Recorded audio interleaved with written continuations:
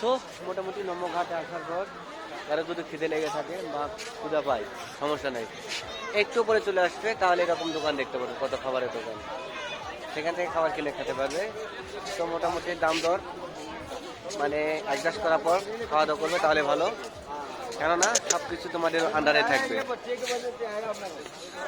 আমার সামনে দেখো কত দোকান, এই যে পিছনে সামনে দোকান। আমার বন্ধুরা মোটামুটি খাওয়ার জন্য যাচ্ছে, আমিও তাদের সঙ্গে যাচ্ছি। দেখো এই যে দোকানগুলো, ফাস্টফুড, সব কিছু তোমরা এখানে পাবে, সব কিছু পাবে, জাস্ট টাকা টাকা, सब कुछ पैसा से मिलेगा, बोलता है ना पैसा पे को तमाशा देखो, ऐसा ही कुछ मिलना चाहिए।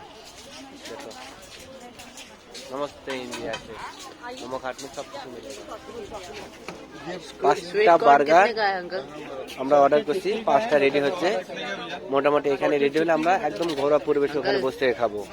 আমাদের নমঘাটে সকালের খাবার।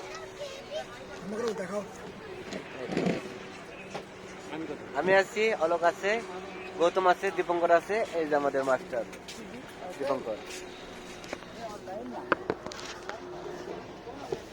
सब खाना के लिए टाइम, खाना खा लो, एंजॉय गुरु एंजॉय, खाएगा क्या ले लो पहले ऐसा करके मजा लौटो, खाना खाओ मजा लौटो, पैसा वसूल हो गया। কেমন লাগছে? बहुत अच्छा टेस्टी है। আমি আসি বলছি কেমন? আচ্ছা দীপঙ্কর, शानदार शानदार है। গৌতম,